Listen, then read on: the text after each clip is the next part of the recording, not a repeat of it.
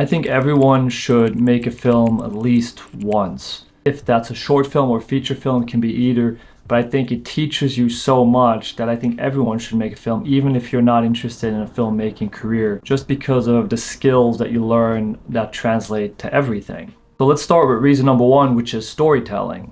Storytelling is probably one of the most important skills, if not the most powerful skill to learn for almost anything that you do. If you think about storytelling, you can think about even salespeople, business brands, all of that. The most powerful ones, or the ones that are most effective, are great storytellers. So it's not just artists that are great storytellers. Usually the best businesses and salespeople are also great storytellers. Because if you're a salesperson, for example, you need to be able to evoke emotion, because as you know, emotion is what a lot of times guides what we buy. It's not always logic, and they've shown this many times that we make way more decisions out of emotion. So whoever's the best at evoking that will be the most successful in those skills, or in that business, or as a salesperson. And storytelling is one of the best ways to evoke emotion.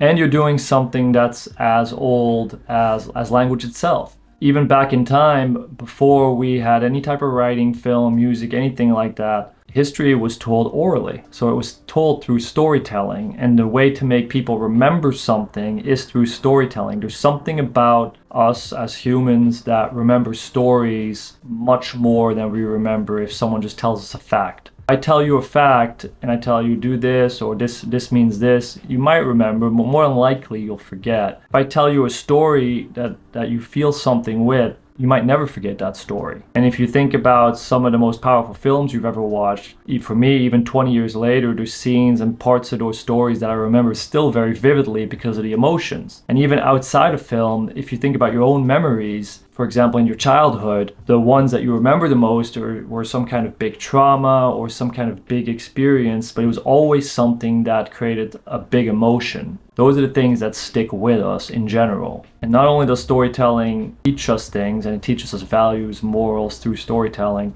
it also makes us more empathetic, because the more we can step in someone else's shoes, the more we can understand them, the more we can be empathetic. And that's what filmmaking and storytelling can do, because it shows us what someone else is living like. It can make us feel empathy for someone that we might never hang out with or never even think could be similar to us. And what we find through a lot of storytelling, and the best stories, that people are very similar in their experiences and what they feel. Take, for example, Chinese proverb of maybe, maybe not. This is a story that's, it's pretty famous. A lot of people have told this story, so I'm going to try not to butcher this. But basically, there's a Chinese farmer in rural China that has a bunch of horses, has a family, and one day all his horses run off, and the neighbors go to him, "Oh, that's such terrible luck, bad luck." And he's like, "Oh, maybe, maybe not. We'll see." Then about a week later, the horses come back of their own volition, and the neighbors are like, "Wow, that's incredibly lucky. It's really lucky." And he's like, "Well, maybe, maybe not. We'll see." See, I know you can tell where this is going. And then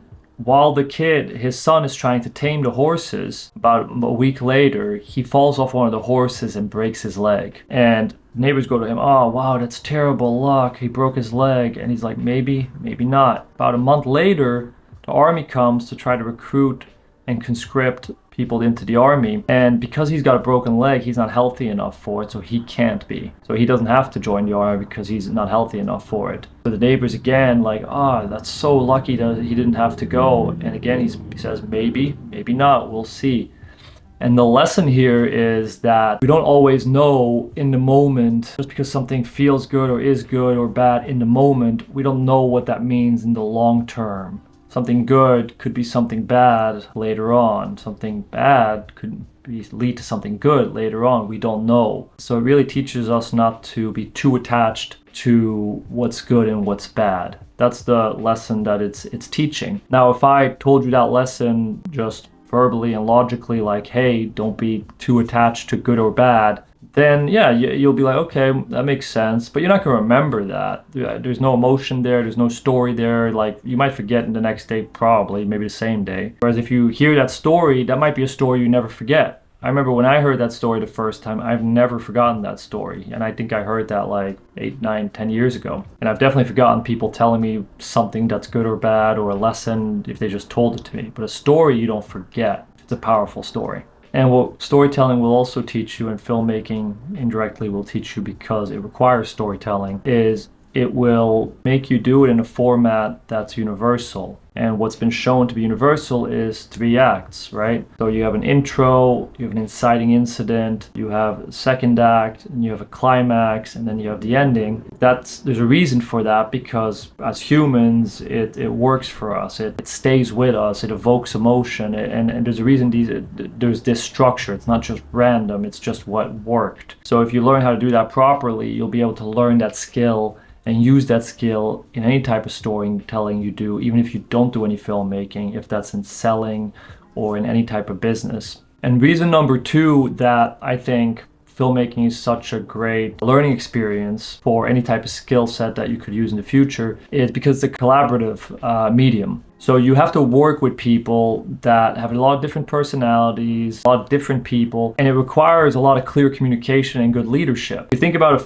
film, even a short film, which is minimal crew, you'll still probably have 4 or 5 crew members and actors, if it's 1 actor. So you might still have 5, 6 people. That's minimum. A feature film, you might have 10 crew members, bunch of actors, maybe 20 crew members, 30 crew members. So you're working with a lot of different people. And on a film, you're working with a wide range of personalities. I think in film, you're working with a wider range of personalities than almost anything. I know for myself, when I've worked in business, I've worked in car logistics, I've worked in Airbnb, short-term rentals, those people are usually one type of person in general that you're dealing with. Like, you're dealing with very business-minded people. But in that way, it's simple because people are very similar in those areas. In filmmaking, I haven't found that to be as true, because you're dealing with producers on one end or more business-minded people on one end that require a different communication style and require talking about different things than you would talk to an actor who is on the artistic side and wants to know the motivation, the emotions behind the character, whereas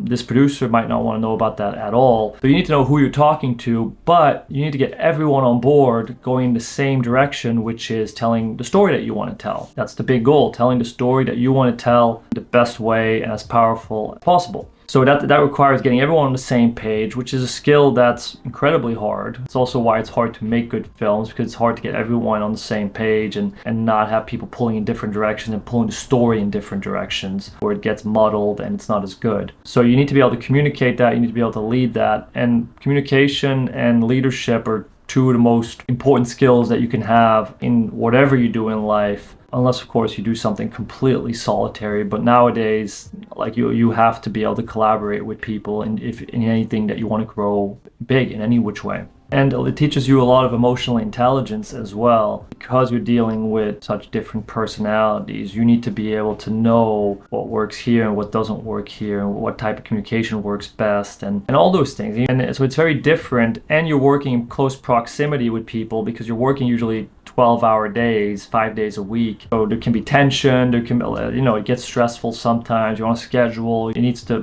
be on time. So you're around these people a lot, so you need to be able to communicate well. That's really important. And not only that, in film, it's not like a business. Like business, you're hiring people incrementally. So you kind of can, get used to it, and you can add someone. If it doesn't work, you can fire them or replace them. Film, you can do that too somewhat, but it's way harder. Once you're in the middle of filming, incredibly hard to replace someone. So you need to hire correctly early on. So that's another skill set, and it needs to be done well. And not only that, you're not doing it incrementally. Like, a lot of times you're getting thrown together with a new group of 20, 30 people potentially, and you have 2-3 weeks to make this film. So you need to be able to figure each other out and get on the same page really quickly, quicker than anywhere else, really. Sometimes obviously it's longer for bigger budgets, 2 months, 3 months, 6 months, but still, you have all these different people that are coming together for this one project, and then after they're just going to go do their own thing. So you need to get them invested for this project, because the person that's often the most invested is the person creating the film or the people behind it. So you need to make sure everyone's as invested, and that's a skill by itself. So I think because of this, all the skills that you learn from filmmaking, everyone should do it. And you don't need to make a feature film. You can, for sure, but you don't need to do that. That's also takes longer, and you need to really dive pretty fully committed into that. But you can definitely do a short film. Even if you have no interest in filmmaking, you can create a short film, you shoot 1 or 2 days.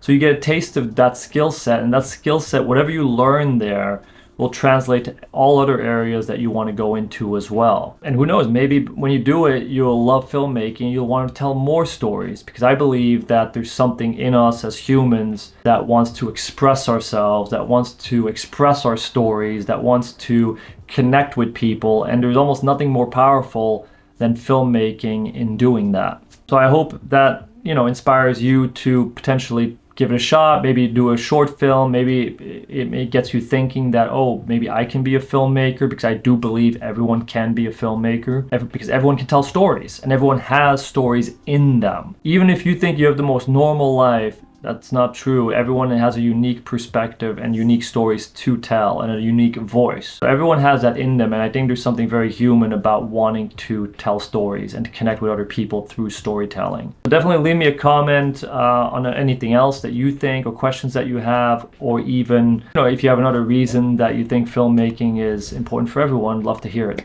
Anyway, I'll see you guys next week. Thank you.